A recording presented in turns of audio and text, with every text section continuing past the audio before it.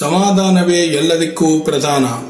ಸ್ನೇಹಿತರೆ, ಜೀವನದಲ್ಲಿ ಯಾರ ಮೇಲೆ ಹೆಚ್ಚಾಗಿ ನಂಬಿಕೆ ಇಡಬೇಕು ಅನ್ನೋದನ್ನ ಯೋಚಿಸಿ ನಿರ್ಧರಿಸಬೇಕು. ಯಾಕೆಂದ್ರೆ ಸಕ್ಕರೆ ಮತ್ತು ಉಪ್ಪು ಎರಡು ಒಂದೇ ಕಲರ್ ಇದ್ರೂ ಗುಣಗಳು ಬೇರೆ ಬೇರೆ ಇರುತ್ತಲ್ವಾ. ಯಾರ ಮೇಲೂ ಹೆಚ್ಚು ಡಿಪೆಂಡ್ ಆಗಿರಬಾರ್ದು. ಯಾಕೆ ಗೊತ್ತಾ? ಕತ್ತಲಲ್ಲಿ ಕೂಡ ನಮ್ಮ ನೆರಳು ನಮ್ಮನ್ನ ಹಿಂಬಾಲಿಸೋದಿಲ್ಲ. ಸಮಯ ಎಲ್ಲವನ್ನೂ ಕಲಿಸುತ್ತೆ. ನಾವು ಯಾರಿಗೆ ಎಷ್ಟು ಒಳ್ಳೆಯವರಾಗಿರುತ್ತೇವೆ, ಯಾರು ನಮಗೆ ಎಷ್ಟು ಒಳ್ಳೆಯವರಾಗಿರುತ್ತಾರೆ ಅಂತ. ಆದರೆ ತಾಳ್ಮೆಯಿಂದ ಎಲ್ಲವನ್ನೂ ಅರ್ಥ ಮಾಡಿಕೊಂಡು ಸಾಗುವುದು ಉತ್ತಮ. ಎಲ್ಲರಿಗೂ ಒಂದು ಒಳ್ಳೆಯ ಕಾಲ ಬಂದೇ ಬರುತ್ತೆ.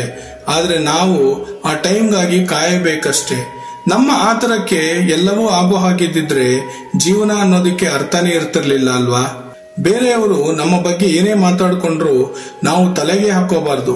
ನಾವು ಏನ್ ಸಾಧಿಸಬೇಕು ಅಥವಾ ನಮ್ಮ ಗುರಿ ಏನು ಮುಟ್ಟಬೇಕೋ ಅದರ ಬಗ್ಗೆ ಹೆಚ್ಚು ಗಮನವಿರಬೇಕು. ಆಡಿಕೊಳ್ಳೋರು ಹೇಗಿದ್ರು ಆಡ್ಕೋತಾರೆ. ಅದಕ್ಕೆಲ್ಲ ಉತ್ತರ ಒಂದು ಸ್ಮೈಲ್ ಅಂಡ್ ಜಸ್ಟ್ ಇಗ್ನೋರ್ ಅಷ್ಟೇ. ಹಾರ್ಡ್ ವರ್ಕ್ ಮಾಡದೆ ನಾವು ಸಕ್ಸಸ್ ಸಿಗ್ಬೇಕು ಅಂದ್ರೆ ಸಾಧ್ಯನಾ?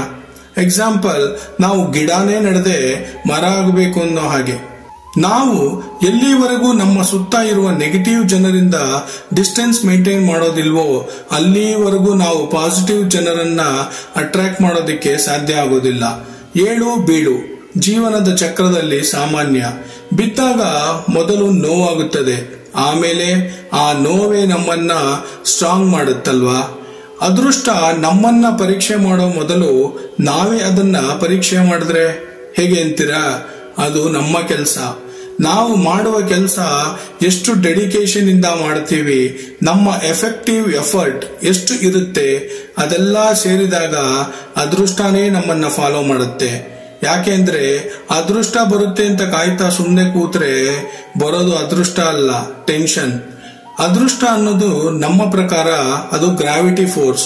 ನಾವು ಮಾಡುವ ಕೆಲಸದಲ್ಲಿ ನಂಬಿಕೆ ಮತ್ತು ಕಾನ್ಸಂಟ್ರೇಷನ್ ಅನ್ನೋ ಪವರ್ಫುಲ್ ಕನೆಕ್ಷನ್ ಒಟ್ಟುಗೂಡಿಸಿದಾಗ ಅದು ಯೂನಿವರ್ಸಲ್ ಲೆವೆಲ್ ವರೆಗೂ ಹೋಗಿ ಮತ್ತೆ ನಮ್ಮ ಬಳಿಯೇ ವಾಪಸ್ ಬಂದು ಫಲ ನೀಡುತ್ತೆ.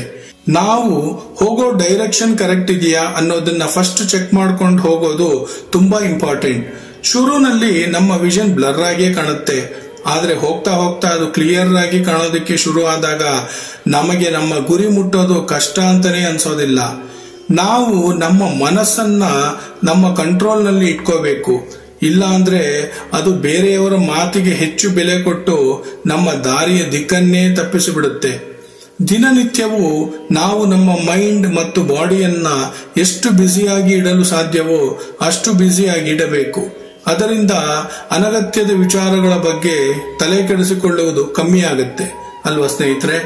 ನಮಗೆ ನಮ್ಮಲ್ಲಿರುವ ಶಕ್ತಿ ಮತ್ತು ಶತ್ರು ಅಂದರೆ ಅದು ನಮ್ಮ ಮನಸ್ಸು. ಅದನ್ನ ನಾವು ಹೇಗೆ ಟ್ರೈನ್ ಮಾಡ್ತೀವೋ ಅದು ಹಾಗೆಯೇ ನಮಗೆ ಸಪೋರ್ಟ್ ಮಾಡುತ್ತೆ. ನಾವು ಒಬ್ಬರೇ ಇದ್ದಾಗ ನಮ್ಮ ಆಲೋಚನೆಗಳು ಉತ್ತಮವಾಗಿರಬೇಕು. ಅದೇ ನಾವು 4-6 ಜನರ ಜೊತೆ ಇದ್ದಾಗ ನಮ್ಮ ಮಾತುಗಳು ಉತ್ತಮವಾಗಿರಬೇಕು. Finally, if people treat you like an option, then you live them like a choice. ಧನ್ಯವಾದಗಳು ಮಿತ್ರರೇ.